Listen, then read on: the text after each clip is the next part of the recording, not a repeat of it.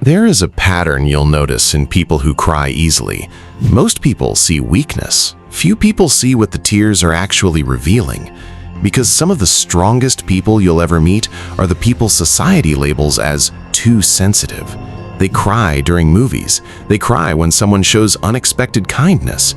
They cry when they witness another person's pain. And because of that, many spend their lives feeling like something is wrong with them. But psychology tells a very different story, a story most people never hear. A story about emotional depth, empathy, awareness, and a hidden strength that often gets mistaken for fragility. Because once you understand the pattern behind emotional sensitivity, you stop seeing tears as weakness and start seeing them as evidence of something much deeper. Think back to childhood.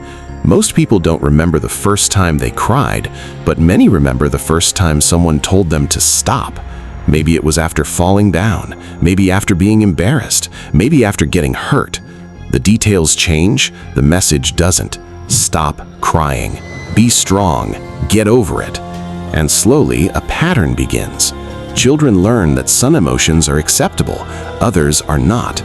Happiness is welcomed, excitement is rewarded, but tears become something to hide, something embarrassing, something that needs to be controlled. Over time, many people stop asking what tears mean and start treating them like evidence of failure. But that was never the pattern. The pattern was the belief attached to the tears. Here's something interesting. Two people can experience the exact same event, the same conversation, the same loss, the same act of kindness, and yet one person feels almost nothing while the other struggles to hold back tears. Why? Most people assume one person is simply more emotional, but psychology suggests something deeper. Because not all nervous systems process the world the same way. Some people move through life collecting information, others absorb it. The difference sounds small, but it changes everything. One person hears the words, the other feels the meaning behind them. One person notices the event, the other experiences it. And that difference creates a pattern most people never see. Psychologists have spent decades studying sensitivity. What they discovered surprised many people.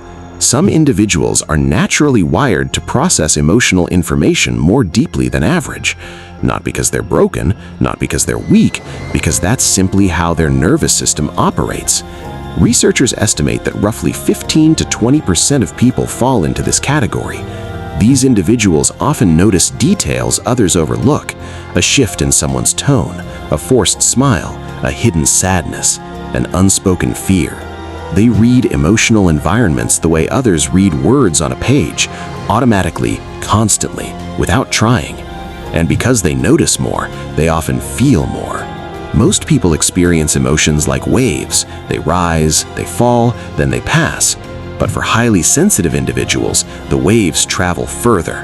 They linger longer. A conversation doesn't end when the conversation ends. It follows them home. A painful moment isn't forgotten by tomorrow. It echoes. A stranger's suffering isn't observed from a distance. It's felt. This is where many people become confused, because from the outside, sensitivity looks exhausting, and sometimes it is. But exhausting doesn't mean weak. Running a marathon is exhausting. Lifting heavy weights is exhausting. Carrying emotional reality at full volume is exhausting too. The difference is that one kind of strength is visible, the other isn't. There is another pattern hidden beneath this one, and it explains why people who cry easily often become the people others trust most. Imagine two people watching a friend struggle. One understands the pain intellectually, the other feels it emotionally. One says, "That must be hard." The other feels a lump in their throat before saying anything at all. This is called empathic resonance, the ability to internally mirror another person's emotional experience. And for highly empathetic people, that mirror is incredibly powerful, sometimes too powerful, because they aren't only carrying their own emotions, they're carrying pieces of everyone else's too. Most people see tears, few people see the empathy behind them. Society admires composure, control, the ability to appear unaffected. The person who never cries is often perceived as strong. The person who cries is often perceived as fragile. But appearances can be misleading because emotional suppression and emotional strength are not the same thing. One person may appear calm because they've processed their emotions. Another may appear calm because they've buried them. From the outside, the behaviors look identical, but the patterns underneath are completely different. And that's why judging people by appearances almost always fails. Behavior is visible. Patterns are hidden. Here's something most people never learn. Emotional tears are different from ordinary tears. Scientists have found that tears produced during emotional experiences contain different chemical compositions, including stress-related compounds, which means crying may serve a biological purpose far beyond expression. In other words, your body may not be malfunctioning when you cry. It may be regulating, releasing, resetting. Think about a pressure valve. When pressure builds, the valve opens. Not because the system is failing, because the system is working exactly as designed. And perhaps tears function in much the same way. There is a reason many highly sensitive people become exceptional listeners, exceptional friends, exceptional artists, exceptional writers, exceptional observers. Sensitivity forces awareness. Awareness creates understanding. Understanding creates wisdom.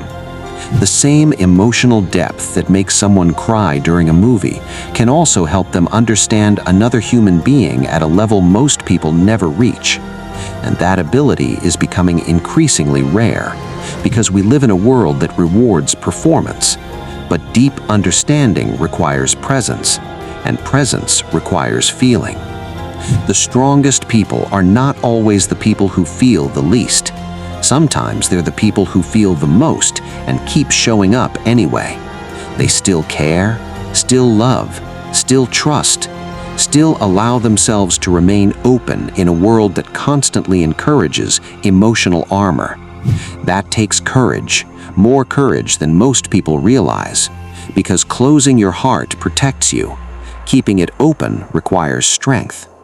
Most people see someone crying. Few people see the pattern behind the tears.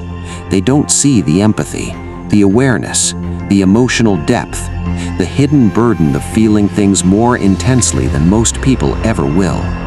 And because they can't see the pattern, they misread the person. But once you understand what's happening beneath the surface, everything changes. The tears no longer look like weakness. They look like sensitivity. They look like empathy. They look like emotional courage. And perhaps that's the real pattern. The people society calls too sensitive are often the people most connected to what it means to be human. Because the goal was never to feel less. The goal was to understand what you're feeling. And once you see that pattern, you stop judging the tears and start understanding the person.